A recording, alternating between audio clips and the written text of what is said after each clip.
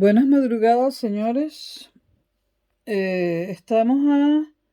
Son las 00:50, es decir, 50 minutos pasada la medianoche del martes 19 de octubre de 2021, aquí en Madrid. Es decir, el martes está apenas comenzando. Llevamos 50 minutos del martes. Voy a hablar en este video de lo mismo que hablé en el video anterior, pero desde un punto de vista totalmente distinto. Vamos a hablar de la Alta Edad Moderna. Como saben, la Edad Moderna pues, abarca los siglos XV, XVI, XVII y en algunos casos un trozo del siglo XVIII. La Alta Edad Moderna se le llama a la primera parte de la Edad Moderna, de los siglos XV y XVI.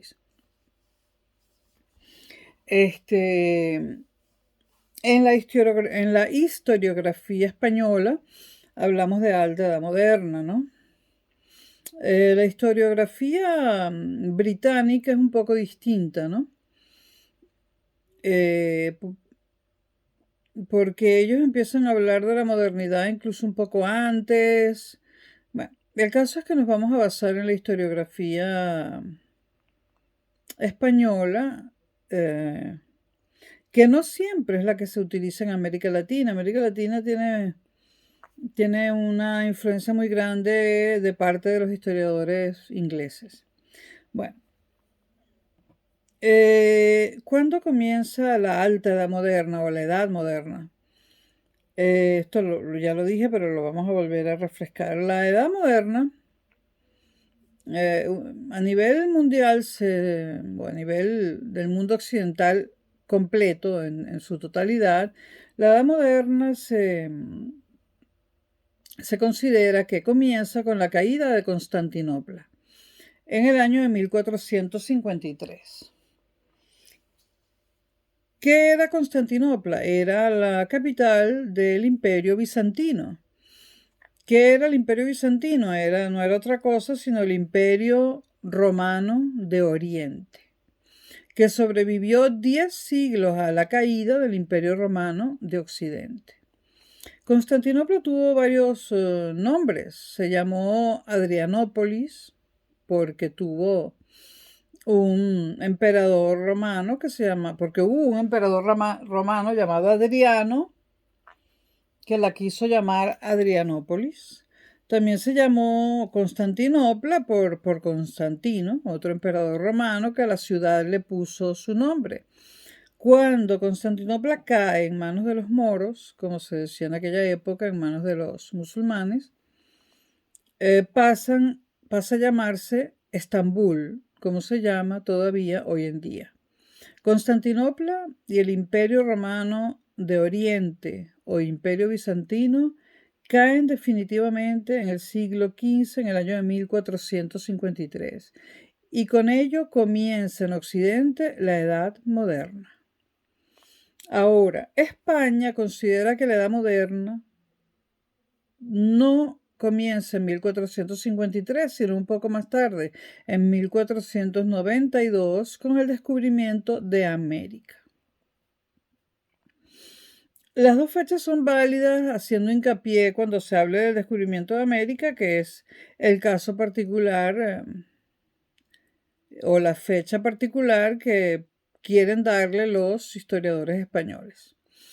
Yo no me voy a pelear por esas cosas. Yo simplemente diría que hay dos eventos que marcan el inicio de la Edad Moderna, que uno es la caída de Constantinopla, o sea, del Imperio Bizantino, y otro el descubrimiento de América, y punto, ¿no? Ahora, ya actualmente se sabe y han salido escritos e investigaciones. No me pregunten de dónde sacan, o sea, cuáles son las fuentes de esa información. Es algo que también me pregunto yo y le pregunto a doctores en historia que hay aquí. ¿De dónde sacan esa información? Pues ya se da por hecho, por ejemplo, por lo menos en España y otros países, que América ya había sido descubierta por los vikingos.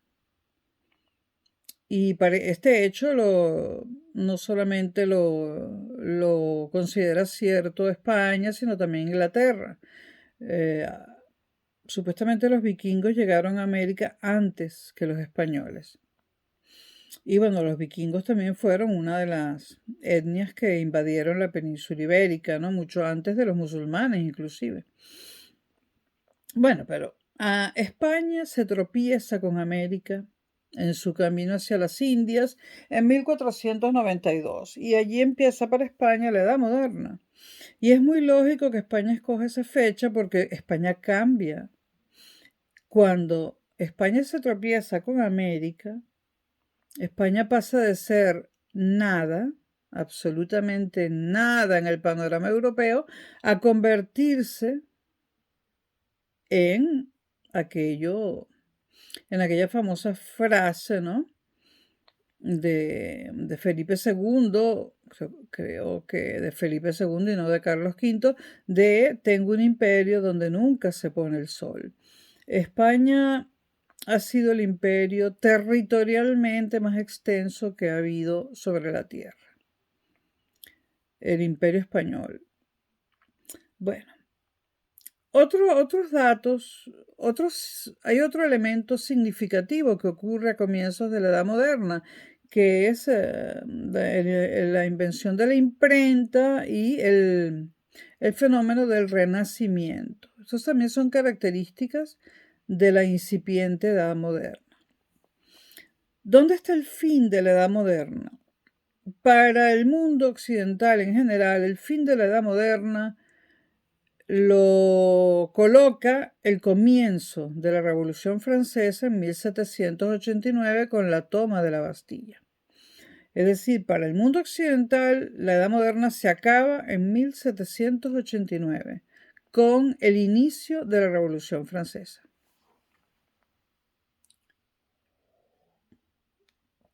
Y nuevamente, España usa otra fecha. Para España, la Edad Moderna termina con la Guerra de Independencia en 1808. Su guerra de independencia, no la nuestra, ¿no? Recuerden que Francia había conquistado España. Recuerden que Napoleón había conquistado España, entre otros países, ¿no? O entre otros reinos. ¿Cuáles otras características de la Edad Moderna? Pues el nuevo régimen. Entonces, procedamos a definir qué es el antiguo régimen. Porque si hay un nuevo régimen, hubo un antiguo régimen, ¿no? Ese antiguo régimen está en la Edad Media, en los finales de la Edad Media, y consiste en monarquías absolutas, donde el rey tiene todo el poder y punto. Entonces, en la Edad Moderna surge el nuevo régimen. Empieza a haber una que otra, bueno, una sola en realidad, monarquía parlamentaria, la inglesa, y a finales de la Edad Moderna, pero empieza a haber cambios. Ya no se puede mantener a la gente tan subyugada y tan esclavizada como en la Edad Media. De alguna forma empiezan los cambios, ¿no? La sociedad en la Edad Moderna sigue siendo una sociedad estamental, ¿no? Pero cambian los estamentos. Ya no solamente arriba está el rey, los nobles el rey, los nobles y la iglesia, sino que burgueses que se han hecho ricos, por ejemplo, también pasan a formar parte de las clases altas, ¿no? La sociedad estamental de la Edad Media sigue, pero cambia. Ya no son los mismos estamentos.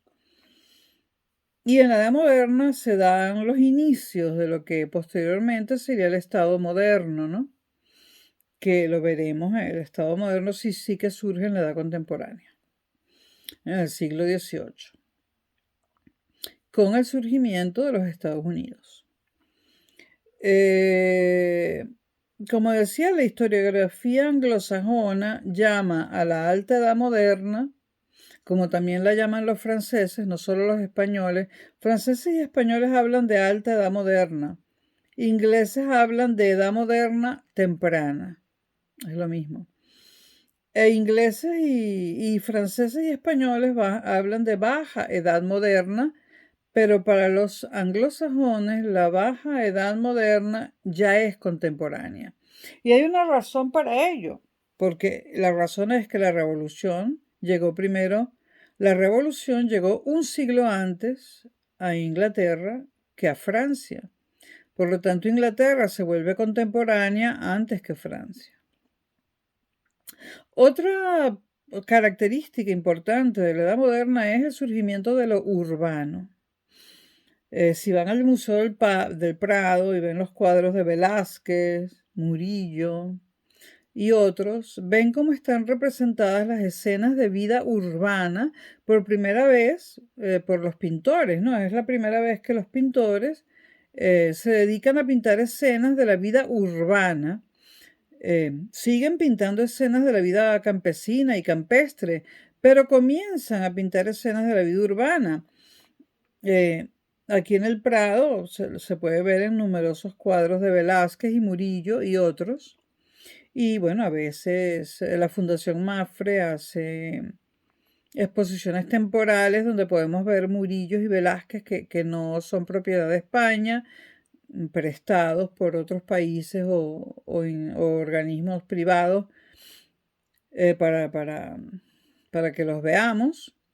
Yo recuerdo una exposición sobre Murillo muy buena en la Fundación Mapfre, no recuerdo si fue 2017 o 2018.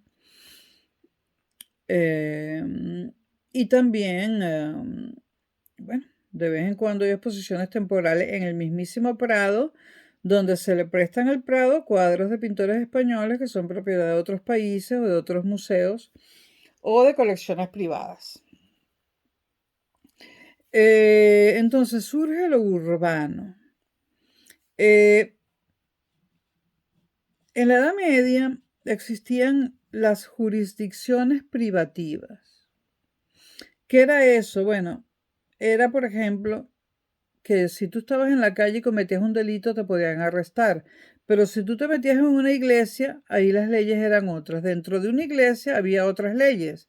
Entonces se hablaba de jurisdicción eclesiástica. Por eso a veces una persona robaba pan y cuando lo estaban siguiendo se metía en una iglesia y en la puerta de la iglesia se detenían los guardias. No podían entrar a perseguirlo porque dentro de la iglesia regían otras leyes. Regía la jurisdicción eclesiástica. Lo mismo sucedía con las universidades. Dentro de las universidades no eran las mismas leyes que en la calle. Había una jurisdicción universitaria y así de ahí en adelante había una jurisdicción militar que creo que es la única que pervive hoy en día todavía, ¿no? Bueno, en la Edad Media había esto y en la Edad Moderna todavía permanecen algunas jurisdicciones privativas, como se les llama. Ahora, ¿qué es la Edad Moderna? El concepto. El concepto de Edad Moderna es puramente europeo, absolutamente europeo. En primer lugar, porque son los propios europeos los que se hacen llamar modernos.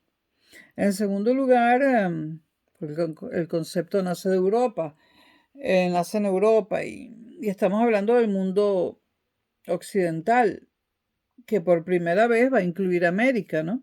La Edad Media no la incluía, pero el mundo occidental va a apoderarse de América, ¿no? Entonces, Edad Moderna es un concepto puramente europeo, implica un mundo ampliado donde los portugueses, sobre todo, le han dado la vuelta al África varias veces, han llegado a las Indias. Lo que es China, África, eso no tiene nada que ver con la modernidad. Quizá el norte de África sí, pero China, África no tienen nada que ver con la modernidad.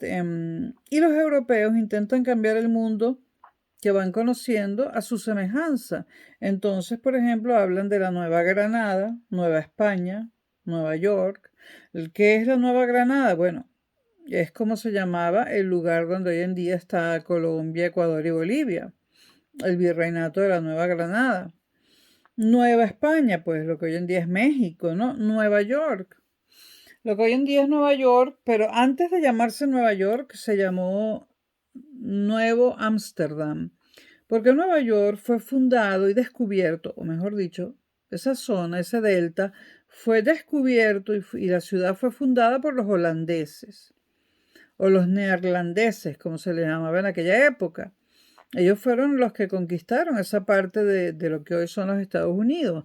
Luego los ingleses tuvieron una pequeña guerra con los neerlandeses, le quitaron Nueva Ámsterdam y la rebautizaron como Nueva York.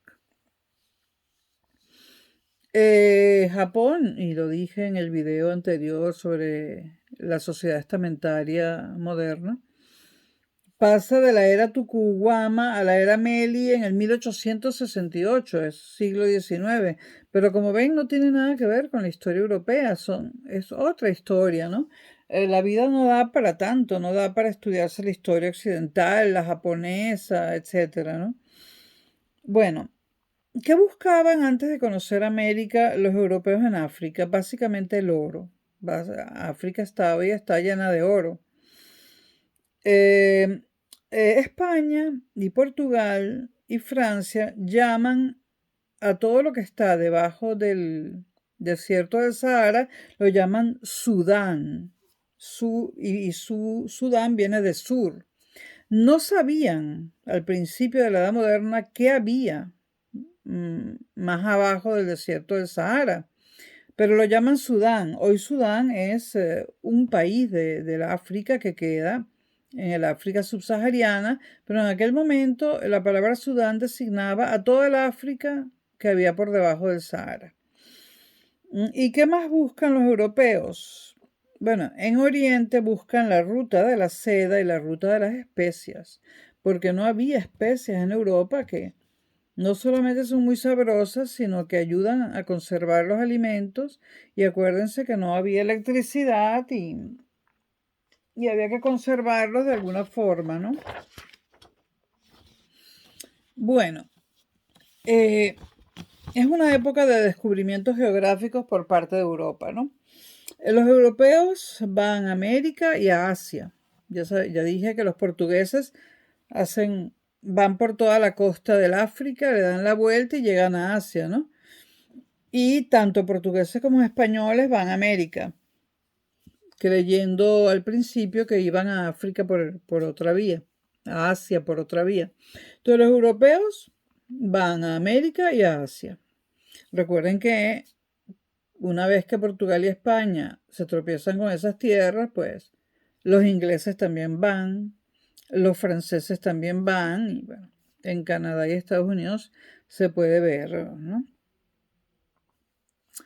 ¿Qué más ocurre? Se amplía el espacio geográfico conocido. ¿Conocido por quién? Por Europa. ¿Cuáles eran los objetivos de los europeos en las Indias? Ya lo dijimos, especies y seda. ¿Cómo se concebía el mundo? Como un mundo económico, porque estos descubrimientos geográficos no se hicieron por aventura, ni para conocer el mundo, se hicieron por una necesidad económica, la necesidad de conseguir las especies y la necesidad de conseguir nuevas tierras, porque ya los europeos no cabían en Europa. Entonces se hablaba de una economía mundo. Se aceleran los procesos históricos. El descubrimiento viene enseguida, acompañado de la conquista, ¿no? De América.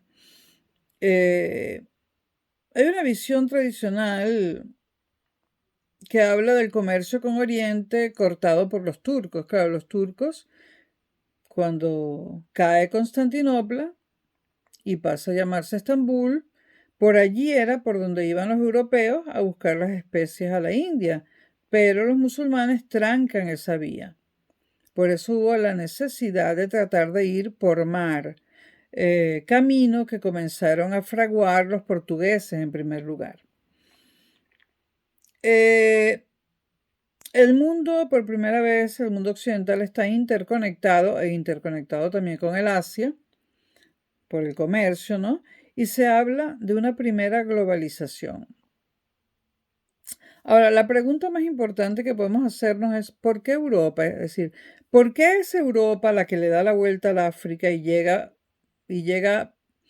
y circunvalando el África llega a la India y a Asia? ¿Por qué es Europa la que se tropieza con América y no la China, que era mucho más poderosa? La razón es bastante banal y bastante sencilla. La China no tenía necesidad de buscar nada fuera.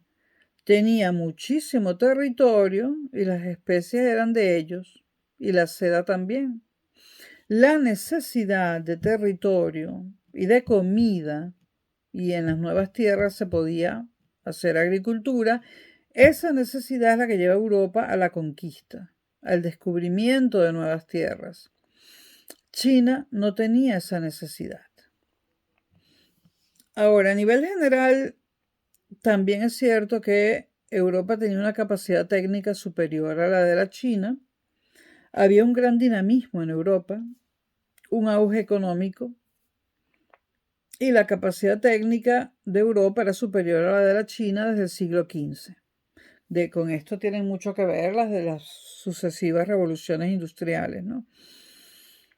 ¿Qué otra cosa tenía Europa que no tenían los chinos? Capacidad de orientarse. Tenía la brújula y las cartas de navegación de declinación magnética. Esto no lo tenían los chinos. La brújula era un invento europeo e importantísimo.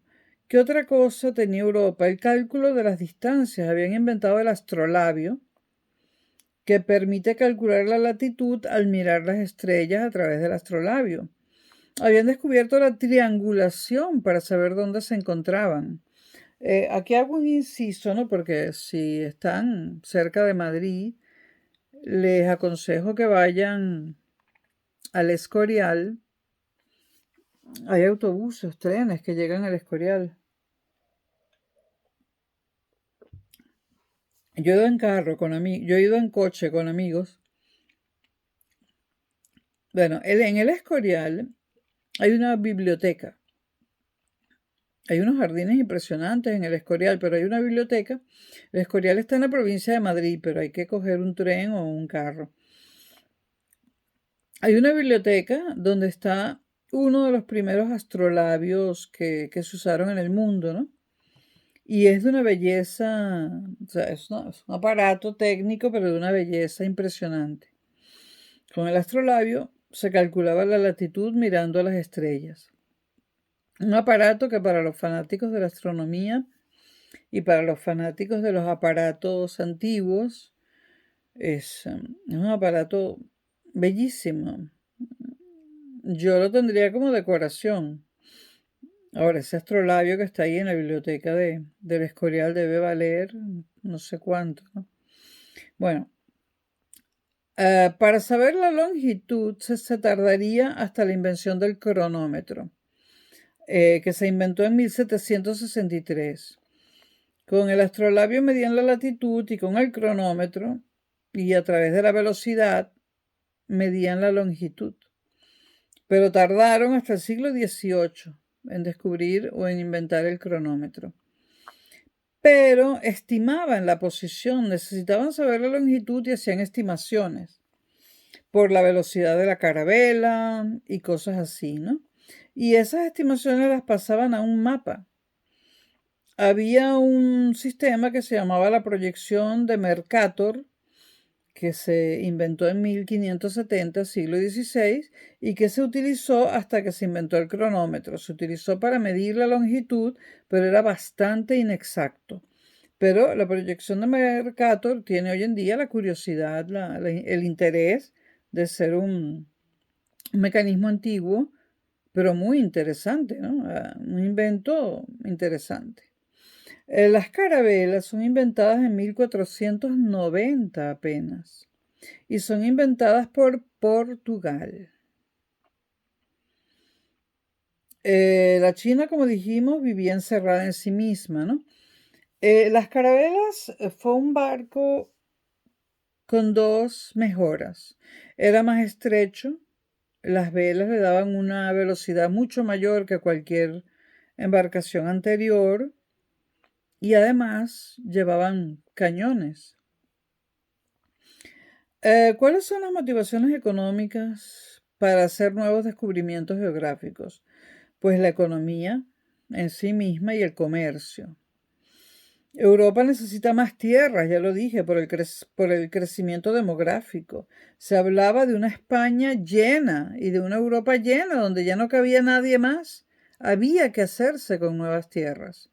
Lo mismo fue lo que trató de hacer Hitler en Alemania. Los alemanes ya no cabían y Hitler necesitaba tierras nuevas. Entonces, no han cambiado los tiempos, pero no las motivaciones, ¿no? Entonces, Europa necesita más tierras y además más oro. El oro lo buscan sobre todo los portugueses. Y Europa necesita productos de lujo de Oriente. Necesita seda, perfumes y especias que están en Asia. ¿Cuáles son las motivaciones políticas de los descubrimientos geográficos? Bueno, España y Portugal quieren jugar un papel destacado y lo logran. Lo logran. Hay un espíritu de cruzada y reconquista. Ambos países saben lo que es una cruzada y lo que es una reconquista, porque lo vivieron. Y ese espíritu hace que sean capaces de lanzarse al mar a buscar otras tierras, ¿no?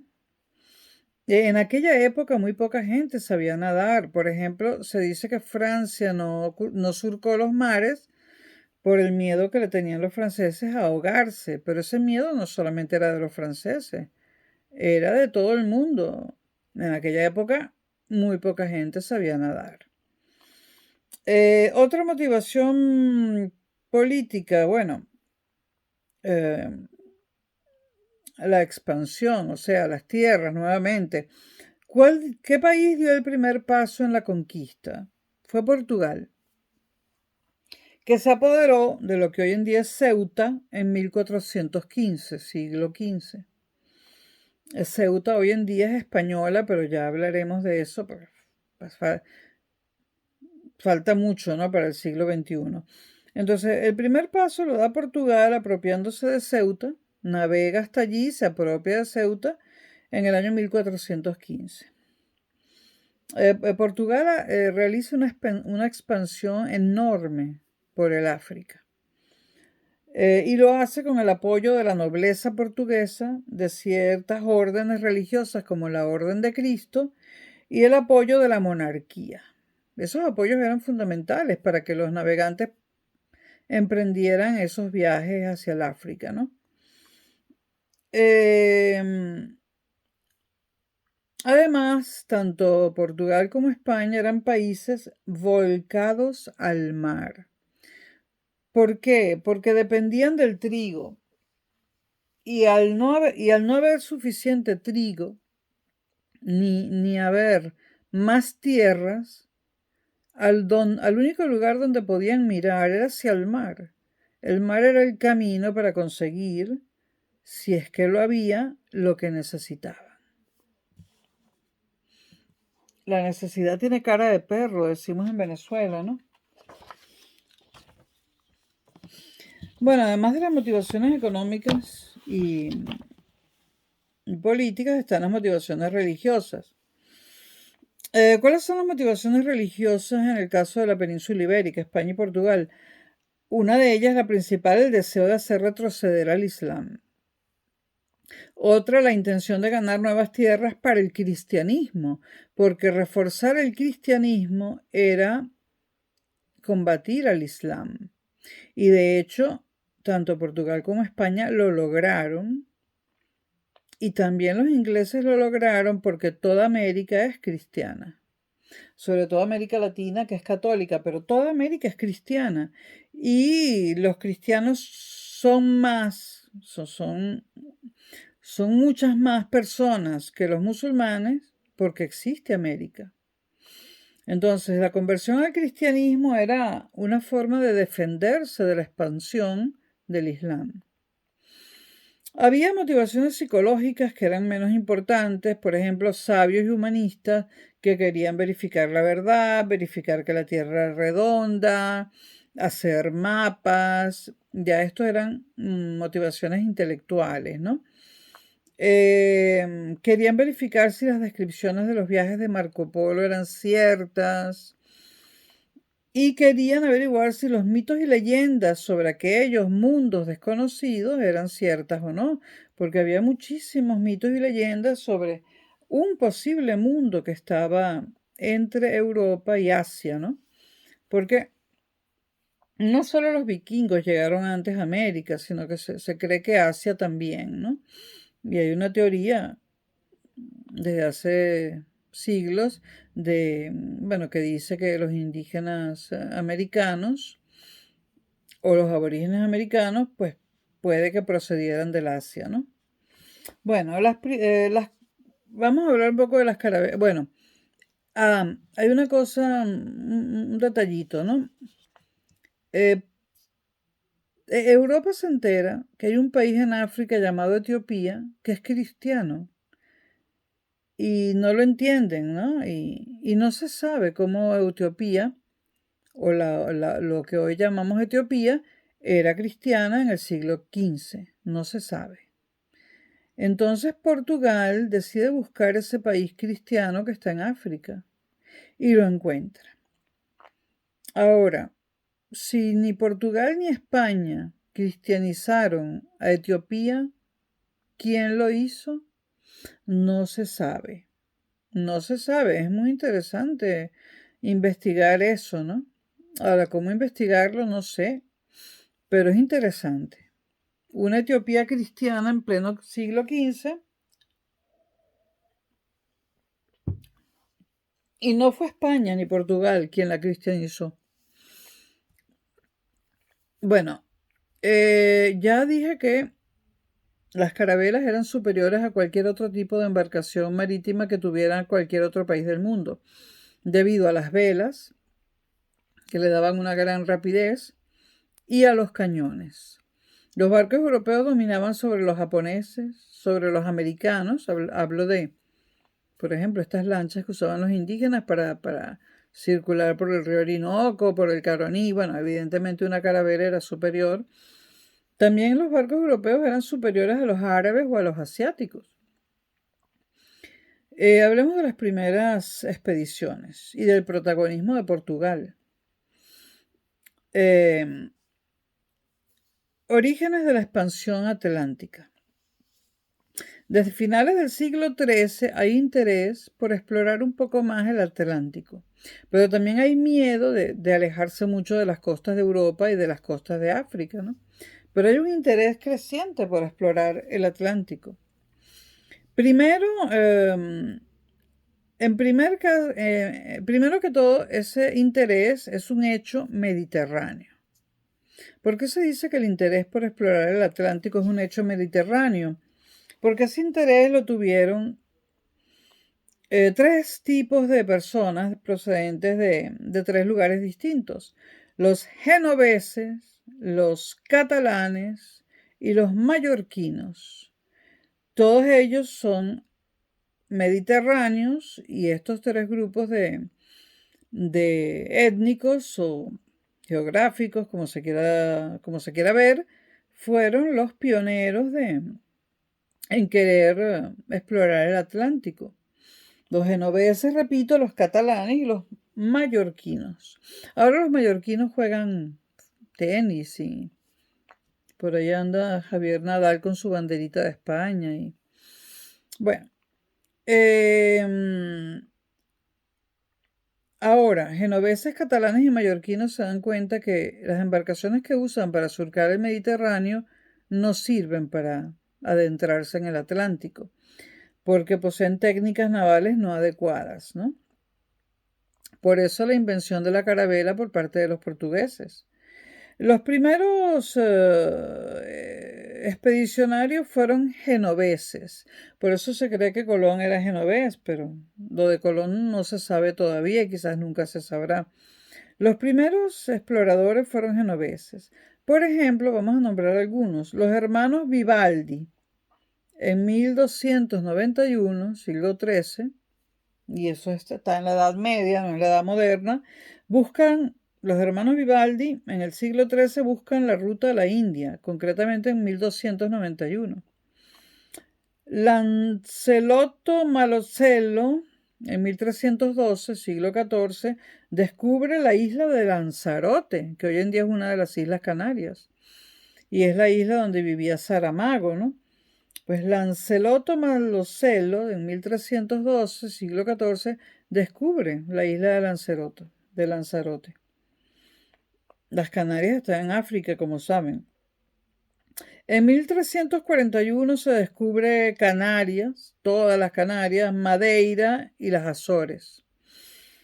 Hay expediciones mallorquinas sobre la costa africana y estas expediciones son llevadas a cabo por Jaume Ferrer en 1346, siglo XIV, J. Doria, J. Segarra y otros mallorquinos.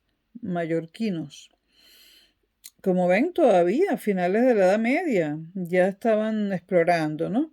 En el siglo XV, en 1402, y esto es interesante, Jan Bettencourt, y se escribe Bethencourt,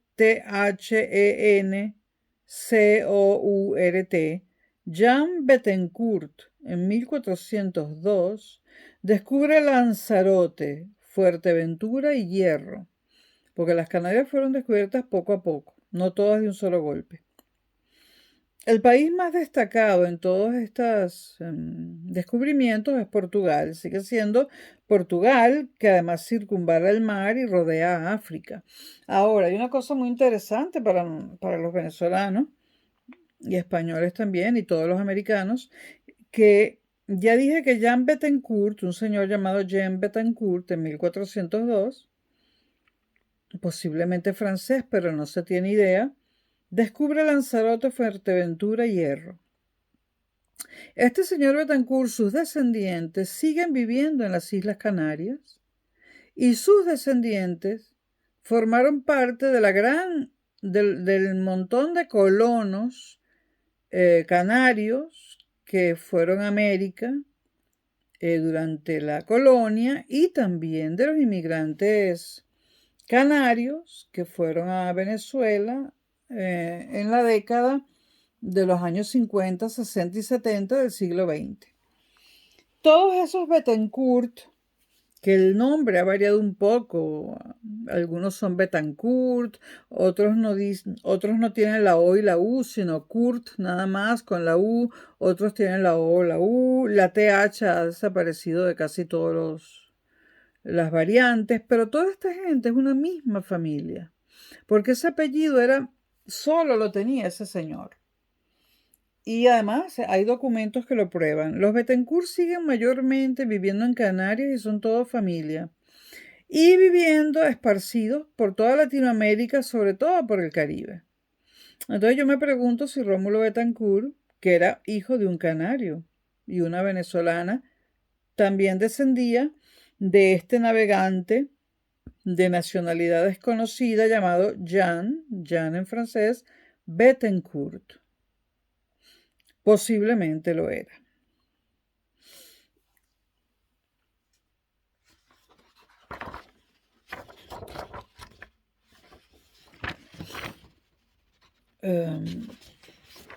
Hoy no me siento bien, pero quiero ganarle al malestar, quiero ganarle la batalla. Bueno, las islas atlánticas que se convierten en propiedad de los portugueses son esenciales tanto para Portugal como para España, ¿no? Por ejemplo, Madeira la descubre González Zarco y bueno, hay un montón de nombres que no voy a incidir en eso, pero estas islas atlánticas, la mayoría eran portuguesas y eran esenciales para toda la península ibérica. Vamos a nombrar algunos hitos de la expansión portuguesa en el norte de África. Por ejemplo, entre el 1415 y el 1640, Portugal descubre Ceuta y la ocupa. Entre 1458 y 1558, Portugal descubre Alcázar Seguer y la ocupa. Entre 1471 y 1550 y nuevamente entre 1578 y 1588, Portugal se apodera de Arcila, Se apodera de Tánger entre 1471 y 1662, la pierde y la recupera en 1684.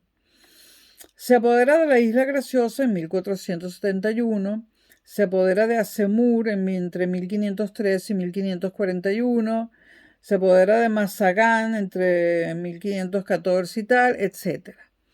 La expansión portuguesa en África fue impresionante y tuvo una cantidad de colonias en África, pero más impresionantes todavía. Y como ven en las fechas, son casi todas fechas del siglo XV y una que otra del siglo XVI. Y bueno, siglo XVII con la reconquista de Tánger por parte de los portugueses. Ahora, los portugueses no eran muchos en África, porque ellos conquistaban estos lugares, pero no se alejaban demasiado de la costa porque tenían miedo. Tenían miedo de adentrarse en África. De hecho, se cree que el hombre blanco se adentró en África para capturar a los negros y convertirlos en esclavos, y no es cierto. El hombre blanco le compraba a africanos los esclavos, es decir, los africanos se esclavizaban entre ellos. Había africanos que capturaban a otros africanos, los aprisionaban y se los vendían al hombre blanco, ¿no? Pero el hombre blanco no incursionó dentro del África porque le daba miedo. Compraba los lotes de esclavos en las costas, tanto los portugueses como los españoles como los ingleses. Bueno, como el que mucho abarca, poco aprieta, Portugal empieza a retroceder en su conquista del norte de África y a perder colonias. Un país muy pequeño tratando de controlar demasiadas colonias.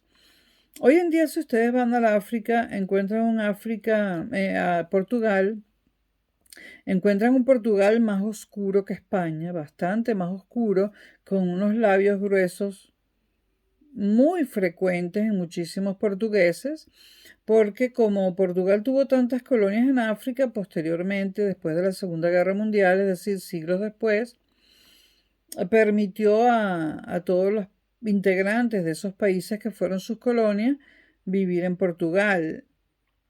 Y entonces ha habido una mezcla racial importante. Y hoy en día el portugués es un mestizo entre ibérico, por decirlo así, y africano. Si van a Portugal lo verán. Bueno, vamos a dar algunas fechas de la circunnavegación portuguesa del África, porque Portugal fue la que rodeó África, ¿no?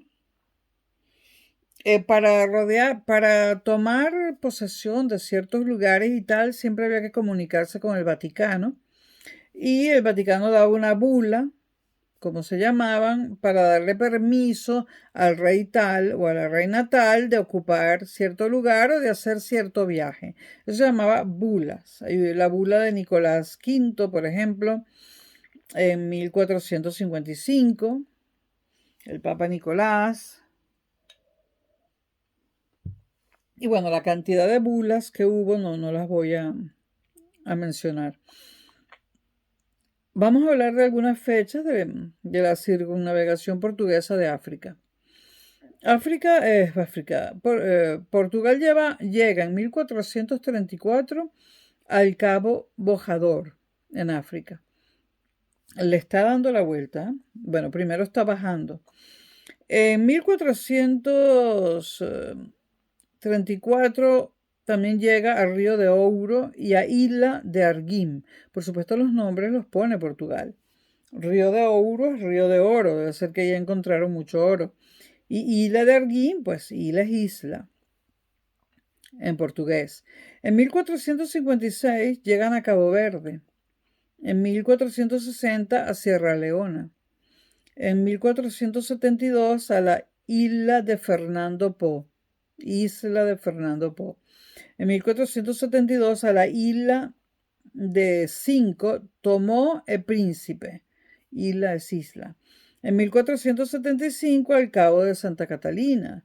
Entre 1482 a 1486 llegan a las Virgens de Diogo. En 1487 a 1488 llegan a la Virgen de Bartolomeu Díaz. y así.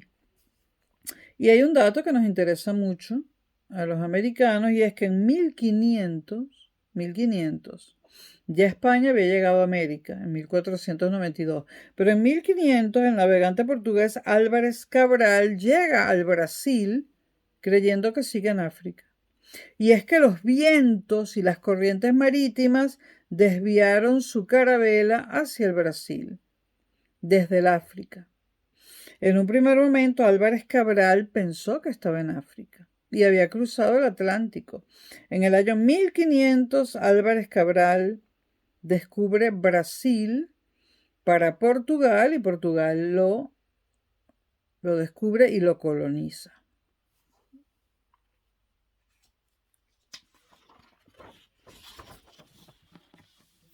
Para que vean que lo de los portugueses no son solamente panaderías, ¿no? Los puertos y las panaderías en Venezuela. Bueno, modelos económicos. Los portugueses usaban un modelo económico de origen medieval llamado feitoría, es decir, factoría, feitoría en portugués. Eran agrupaciones de comerciantes de un mismo origen en un territorio extranjero, que podía ser África, podía ser Brasil. Los productos comerciales que los portugueses buscaban. En el Golfo de Guinea, los portugueses encontraron oro, y se lo llevaron, por supuesto, marfil, goma arábica, malagueta. La malagueta es un tipo de pimienta que en Europa se le llama pimienta pobre, pero no es mala, pero aquí la llaman pimienta pobre porque veto a saber por qué. Entonces, en el Golfo de Guinea los portugueses obtienen oro, marfil, goma arábica, malagueta, pimienta pobre y esclavos. En la factoría de Arguim, Portugal, la factoría de Arguim primero le pertenece a Portugal, que la funda, luego Holanda se la quita, luego Francia se la quita a Holanda, luego Brandenburgo se la quita a Francia, y luego Francia y Holanda se la quitan a Brandenburgo. Como ustedes ven, los países europeos competían entre ellos para quedarse con las colonias, tanto las africanas como las americanas, ¿no? Hablemos de algunos países, de dos países de África. Angola. La presencia portuguesa en Angola ha sido comentada muchísimas veces, pero realmente los portugueses permanecen en la costa de Angola y se calcula que nunca hubo más de 200 hombres blancos en Angola en esa época. Porque ellos no entran, ellos se quedan cerca del mar, por si acaso me imagino hay que salir corriendo, ¿no? Mozambique. En Mozambique construyen los portugueses una pequeña fortificación. Cristóbal Colón. Bueno, se supone que Cristóbal Colón, olvidémonos de los vikingos, ¿no? Porque es una teoría que no sabemos muy bien de dónde sale, y olvidémonos de la posibilidad de que los indios hayan emigrado de Asia a América, aunque puede ser cierto, y concentrémonos en España y Cristóbal Colón. Se supone que no España, sino el Reino de Castilla descubre América a través de Cristóbal Colón porque lo financia. Pero antes, los portugueses también habían intentado llegar a Asia cruzando el Atlántico, ¿no? Porque también creían que la Tierra era redonda. Y hay pruebas, porque hay trozos de carabelas antiguas portuguesas, hay pruebas de que los portugueses llegaron a América, y no hablo de Brasil, hablo de la América caribeña. Hay pruebas de que los portugueses llegaron a la América caribeña antes que los españoles. Lo que pasa es que partieron con sus carabelas, llegaron a América y nunca regresaron. Y cuando los españoles llegaron a América no los encontraron. Pero sí estaban los restos de las carabelas portuguesas. ¿Qué pasó con esos portugueses que llegaron a América antes de Cristóbal Colón? Habrá que preguntarle a Montezuma, no se sabe. Bueno, Cristóbal Colón, como sabemos, hizo 4 viajes. Los venezolanos esto nos los metieron en el colegio todos los días. El primer viaje fue entre 1492 y 1493. El segundo viaje fue entre 1493 y 1496. El tercer viaje fue entre 1498 y 1500. Y el cuarto viaje fue entre 1502 y 1504. Y a Venezuela llegó en el tercer viaje entrando por el delta del Orinoco. ¿Cuáles son las consecuencias de los descubrimientos de los portugueses, españoles y demás europeos? Un mundo ampliado, en primer lugar. El mundo occidental se amplía. Ya no es solo Europa, es Europa y toda América. Hay una gran importancia económica. Obviamente el comercio se incrementa de forma exponencial. El viejo mundo en un primer momento salió ganando, por supuesto. No vamos a decir mentiras respecto a esto. Y España, por supuesto, fue la más beneficiada del descubrimiento y conquista de América. España pasó a convertirse en alguien en Europa, en algo, cuando nunca había sido nada.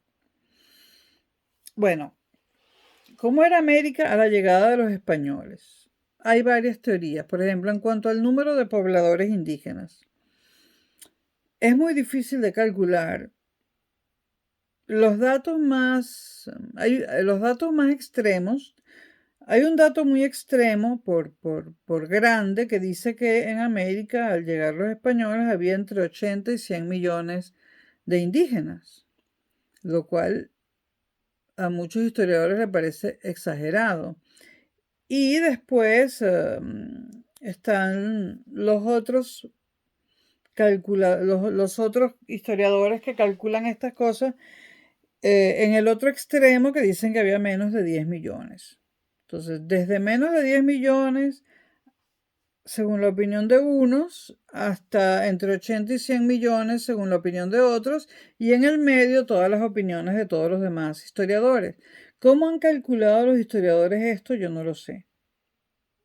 Estas cifras están en muchísimos libros. ¿Cuántos habitantes realmente había?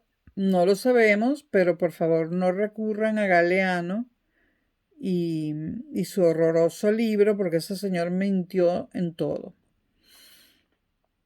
Bueno, y los indios, los aborígenes americanos, estaban distribuidos, estoy hablando de los que encontró España, no de los que encontraron los ingleses. Estaban distribuidos de forma desigual y no se comunicaban. Por ejemplo, estaban las grandes tribus indígenas de México, estaban las del Perú, pero no había comunicación entre ellas. Es más, las comunicaron los españoles.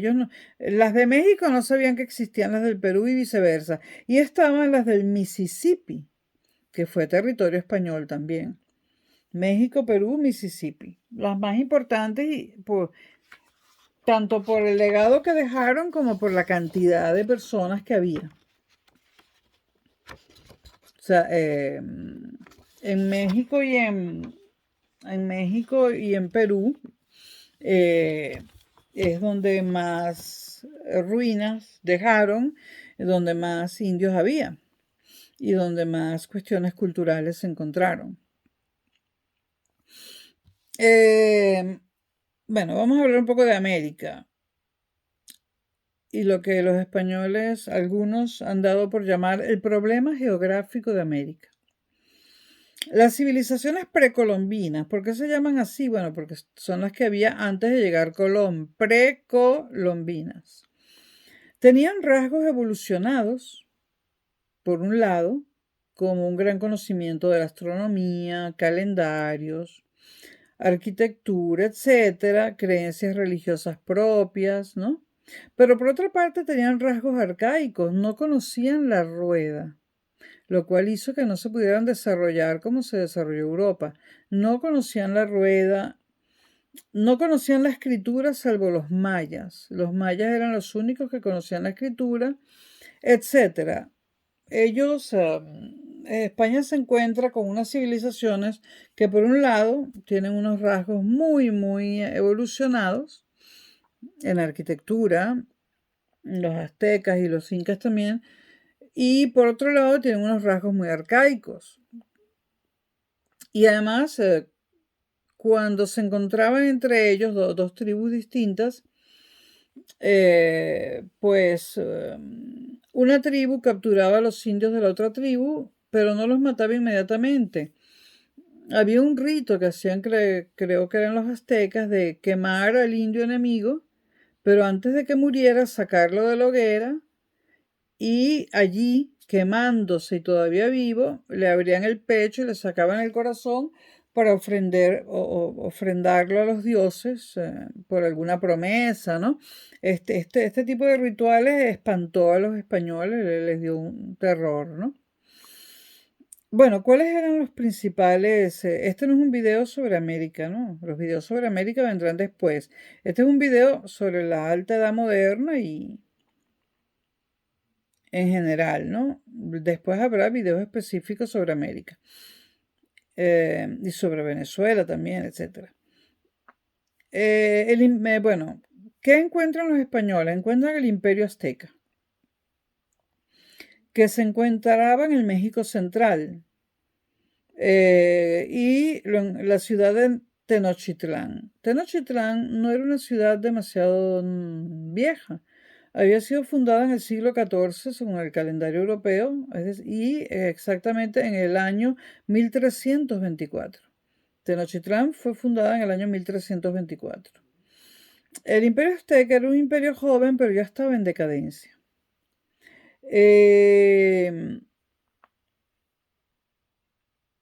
Los españoles le ganan la guerra por el dominio del territorio a los aztecas con la ayuda de otras tribus indígenas enemigas de los aztecas. Y esto lo hace el denostado, un personaje, un conquistador que tú no lo puedes mencionar en México o te matan. Oh, please. Hernán Cortés. Hernán Cortés tuvo la habilidad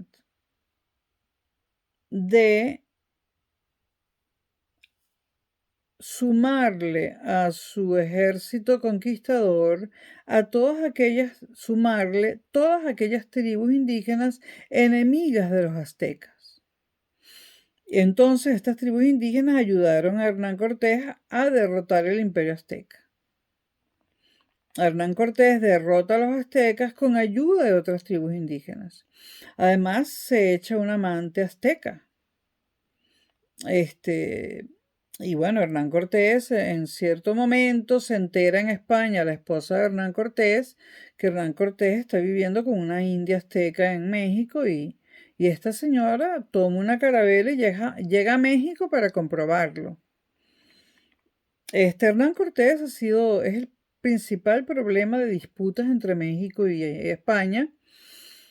Tanto así que España, ya estaba yo aquí cuando España decidió quitar una estatua de Hernán Cortés que tenía aquí en Madrid. España decidió retirarla para no molestar a México. Pero bueno, ustedes vieron como hace poco López Obrador le dijo a España, hace unos meses, que tenía que pedirle perdón a México, ¿no?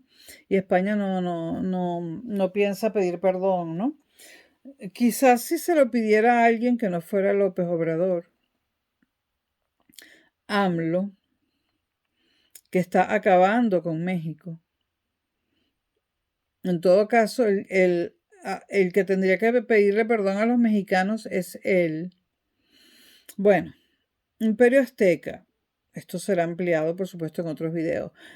¿Con qué más se encuentran los españoles? Con los restos del Imperio Maya. El Imperio Maya ya estaba decayendo. Está la ciudad de Yucatán, el imperio en decadencia, pero se encuentra una arquitectura y una astronomía muy, muy evolucionadas para la época. ¿Con qué más se encuentran? Por supuesto con el imperio Inca o Quechua, un imperio que desarrolló muchísimas obras públicas. Incluso tenía empleados públicos, lo que pasa es que no se llamaban así. Se llamaban mita. Y a los mitas se les daban prestaciones personales. Entonces, los incas, los dueños, los jeques, los caciques, decían, bueno, vamos a construir esta obra. Necesito gente que la quiera construir. Los indios que decían, yo quiero, ellos formaban aquello que se llamaba mita.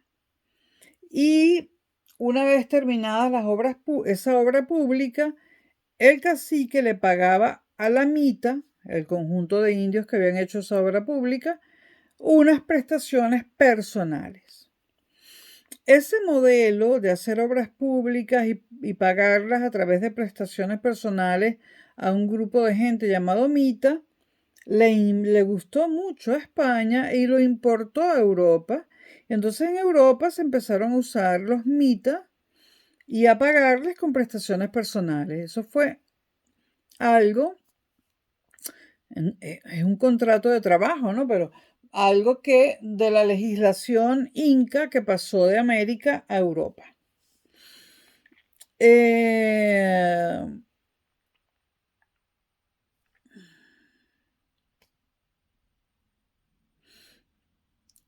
Hay otra cosa importante, ¿no? Los primeros conquistadores y colonos se casaron con la élite de estos pueblos indígenas. A diferencia de los ingleses que mataban a todo el mundo y no se mezclaban, los conquistadores y colonos españoles aspiraban a casarse con princesas aztecas, princesas mayas, princesas incas, con la élite, porque estos grupos indígenas no eran comunistas, ¿ah? Había una pirámide jerárquica. Estaba el cacique y había clases sociales y todo eso, ¿no? Lástima que ya no está Chávez para decírselo, pero había clases sociales dentro de los indios y muy rígidas. Bueno, entonces muchos conquistadores y colonos se casaron con las mujeres de la élite azteca, de la élite maya, de la élite inca, y muchos regresaron a España casados con estas mujeres y en España procrearon. Es decir, que la presencia de sangre india en España comienza a principios del siglo XVI, porque a principios del siglo XVI ya regresan conquistadores casados con indias. Es decir, que aquí, desde hace 500 años, aquí en la península ibérica, hay sangre aborigen americana. Cosa que se les enseña a los españoles en el colegio, pero la olvidan, y que no se nos enseña a los latinoamericanos en Latinoamérica y deberían. Deberían enseñarlo porque es importante saber que, a diferencia de los ingleses, los españoles se casaban, eso sí, con las mujeres más importantes de cada civilización. Y muchos regresaban a España y procreaban, o sea que en España nacieron muchas primeras generaciones de mestizos español-indio. Todavía el elemento negro no estaba en América.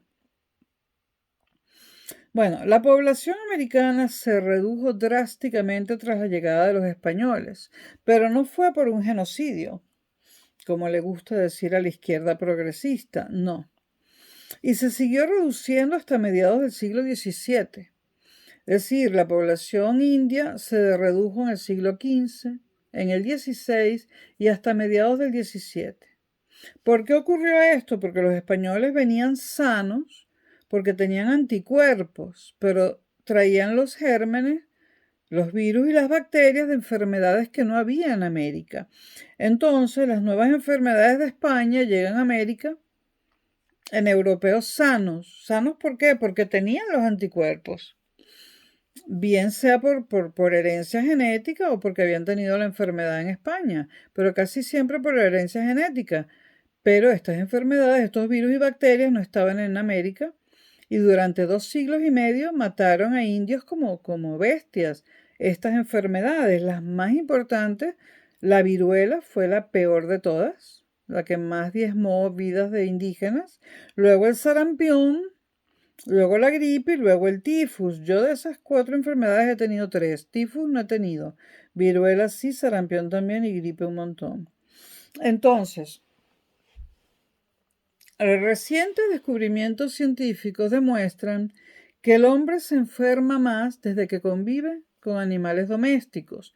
Yo sé que los amantes de los perros y de los gatos, sobre todo de este lado del océano, y en España, que son fanáticos, me caen a golpes, ¿no? ¿Qué estás diciendo? Que mi gato me enferma, que mi perro me enferma. Estoy diciendo lo que estoy diciendo. Fuentes científicas han demostrado que el hombre se enferma más desde que convive con animales domésticos. No sé si ustedes quieren incluir a los pajaritos y a los peces de los acuarios o de la pecera. Y también han descubierto, y no me gusta hacerle este favor a los veganos, porque yo no soy vegana, se ha descubierto también que el hombre se enferma más, el ser humano se enferma más y de enfermedades peores y más agresivas desde que comienza a comer carne de otros animales. Es decir, desde que abandona la recolección. El ser humano al comienzo es vegetariano. Vive de la recolección de frutas, come puras frutas y verduras.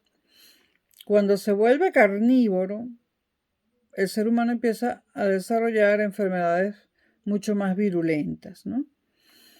Y los indios prácticamente comían frutas y vegetales. En ese sentido, no conocían enfermedades atroces que sí conocían los europeos.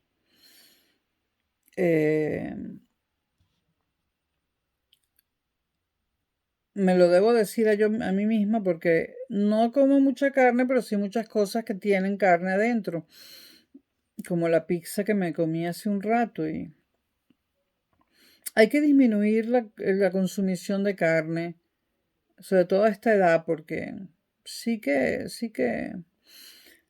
trae problemas. Bueno, hay una leyenda negra que habla de maltrato y crueldad formalizada por los españoles, es decir,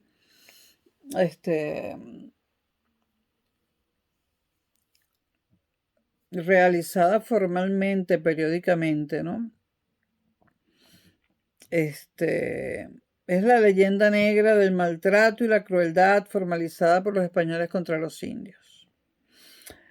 España hoy en día refuta esta leyenda negra y dice, pero admite que hubo trabajos forzados al principio.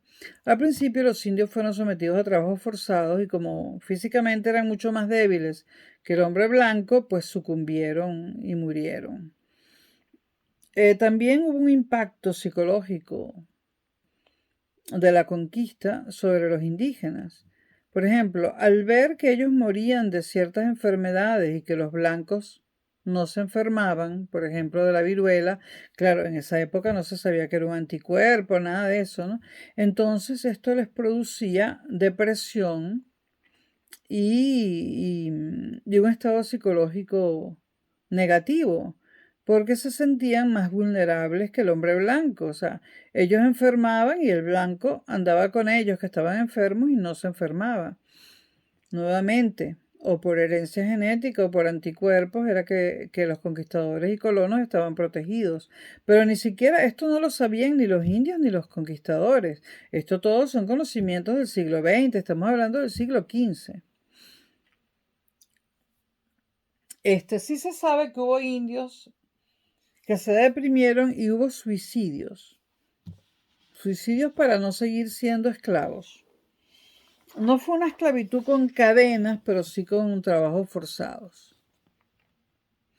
Luego, primero los españoles conquistan México y cuando los españoles conquistan Perú, ya las enfermedades europeas estaban en Perú. Y esto es otro enigma más que no se sabe por qué sucedió. ¿Cómo es posible que las enfermedades europeas hayan llegado al Perú antes que los españoles? La única posibilidad es que hayan llegado a través de indígenas que caminaron desde México hasta Perú o desde Centroamérica hasta Perú, pero también sabemos que el caballo no lo tenían, el caballo es europeo y tampoco tenían la rueda y esa distancia es bastante grande, ¿no? Bueno, hitos de la presencia española en América. 1513, siglo XVI. Vasco Núñez de Balboa descubre el Mar del Sur, el Pacífico. Bueno, es que ellos no se dan cuenta que es el mismo mar de la China, pero bueno. Por cierto, en Madrid hay una estación de metro que se llama Núñez de Balboa, ya saben por qué, ¿no?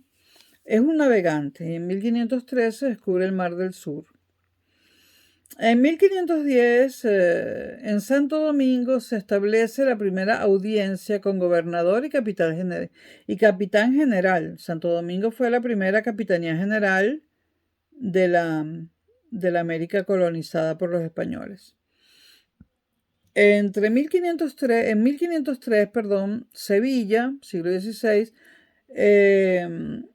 funda la Casa de la Contratación, donde se regula el comercio monopolio con América. Entre 1519 y 1522, seguimos en el siglo XVI, ocurre la circunnavegación de Magallanes y Elcano, la famosísima circunnavegación de Magallanes y Elcano. En 1519 y hasta 1521, siglo XVI de nuevo, en esos años se realiza la conquista de México y el cabecilla de esta conquista es el famosísimo Hernán Cortés, motivo de discordia entre el Reino de España y la República de México todavía hoy en día, y de graves discordias. Entre 1531, es decir, 10 años después, y 1535, los españoles conquistan el Perú de la mano del conquistador Francisco Pizarro. Quizás los dos conquistadores más famosos, y se dice que los dos más crueles. Hernán Cortés, México; Francisco Pizarro, Perú. Entre 1519 y 1524, todo esto es en el principio del siglo XVI, se crea el Consejo de Indias para regular un poco todo este asunto. La conquista. Ya descubrimos, ahora vamos a conquistar. La conquista, bueno, tiene ciertos métodos, ¿no? A los colonizadores españoles, no a los conquistadores, a los colonizadores, los que fueron a establecerse allí, a coger tierras y empezar a trabajarlas. A los conquistadores, a los colonizadores españoles, a los primeros, se los utilizó España como una política pobladora, porque América era mucho territorio y poca gente. Y se les llamó criollos. Es decir, eran los primeros españoles que se instalaron en lo que hoy en día es América Latina para colonizarla. ¿Qué hicieron? Bueno, generalmente grandes plantaciones de café, cacao, caucho, en el caso del Brasil, pero eso ya es Portugal, ¿no? Los colonizadores a los colonizadores españoles, a los primeros se les llamó criollos y se les siguió llamando criollos a sus hijos. Y en Venezuela, cuando vino la inmigración española del siglo XX, se le llamó criollos a los hijos de inmigrantes españoles, es decir, que para Venezuela yo soy una criolla, pero solo en el caso venezolano y en el argentino. En los otros casos, los criollos se quedaron por allá por el siglo XVI. El ascenso social en América era distinto de Europa. En Europa se ascendía por apellidos, porque lo decidía el dios católico o el dios protestante, por el clero. En América no. En América se ascendía basados en la riqueza. Usted era más rico que el otro, usted tenía una clase social superior. Había que acumular riqueza. La riqueza era la que te daba el ascenso social en las colonias americanas de España. Desde el principio y después de la llegada de los negros fue una sociedad mestiza, indios, negros y blancos que se mezclan muy rápidamente y dan origen a los mestizos, los mulatos, los zambos, los cuarterones. Esta mezcla se comienza a desarrollar muy rápidamente y es todo lo contrario de lo que ocurre en Norteamérica, donde un bando liquida al otro, pero de ninguna manera de ninguna manera se mezclan, ¿no? Las cifras. Las cifras no son las que la gente supone. En el siglo XVI había 250.000 españoles en América Latina. Un cuarto de millón, casi nada. Y en el siglo XVII, 500.000, medio millón. Para todo lo que es América Latina era poco. Bueno, tenemos entonces una sociedad mestiza. Ahí empezamos a diferenciarnos totalmente de América del Norte, pero totalmente. Además que los colonos ingleses no se fueron a casar con las princesas piel roja. No. En que todo caso las violaban y mataban al marido, pero casarse no. Bueno, hubo muchos abusos contra los indígenas y entonces Bartolomé de las Casas, de la Orden de los Jesuitas, redactó una ley de abusos en 1512 y la llevó a Madrid y pidió que se dejara de cometer abusos contra los indios porque eran físicamente muy débiles y la explotación los estaba matando antes de tiempo. Y ahí fue la brillante idea de Bartolomé de las Casas de decirle al Papa que él creía que los indios eran personas, así que no podían seguir esclavizándolos porque a las personas no se les esclaviza.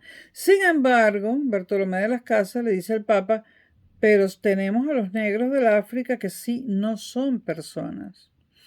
Pues vamos a dejar libres a los indios, que total es su tierra, a compartir todo con ellos, porque es su tierra y ya nos hemos hecho amigos, y ya nos hemos mezclado, pero vamos a traernos a los negros del África para que hagan los trabajos duros. Y para mí ese es uno de los peores crímenes que ha cometido el cristianismo, ¿no? Y para mí Bartolomé de las Casas no es ningún jesuita piadoso, sino que es un HDP y más letras, ¿no?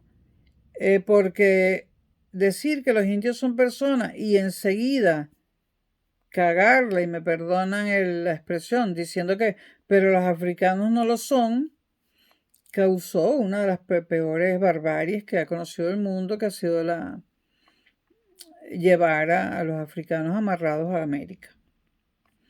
Bartolomé de las Casas, en Venezuela, cuando yo estudié, nos hablaban de él como un santo. Todo era bueno lo que decían de él. Yo detesto a los jesuitas, creo que ustedes lo saben porque lo he dicho en miles de videos. Bueno, en miles no, pero en cientos sí. Y a Bartolomé de las Casas lo tengo en muy mal concepto. Bueno, las relaciones con los indios, entonces, a partir de este momento en que se hace la ley de abusos, las relaciones con los indios se comienzan a llamar encomiendas.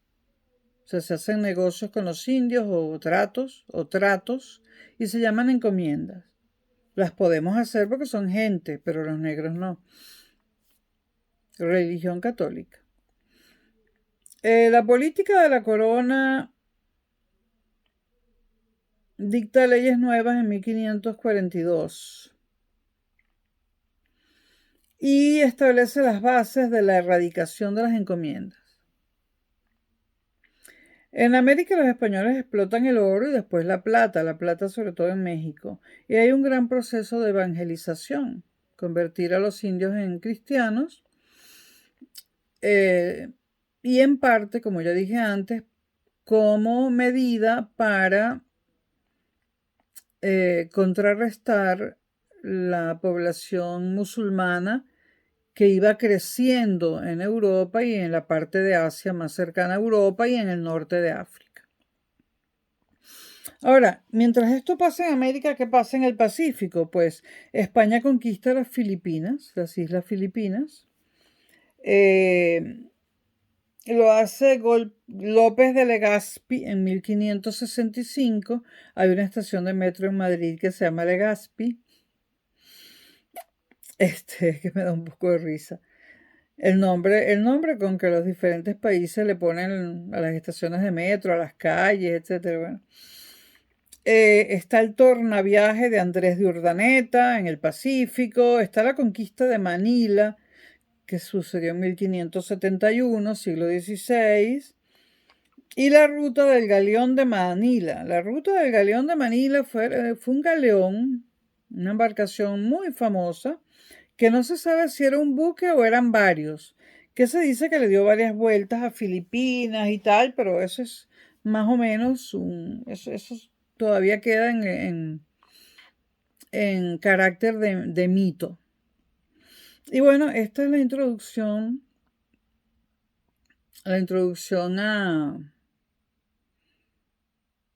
a la Alta Edad Moderna, porque la anterior era una introducción donde hablábamos de los estamentos, de cosas más bien del orden político, y en este video hemos hablado del comienzo de la Edad Moderna, pero ocupándonos de la expansión geográfica, tanto por Asia como por América, y de la exploración de los dos océanos, tanto el Atlántico como el Pacífico. No, espero que esto les sirva para algo o les haya gustado. Aquí en España son las 2 de la mañana con 10 minutos del martes 19 de octubre de 2021 en la ciudad de Madrid. 1.000.000 de gracias si me escucharon hasta acá y hasta pronto.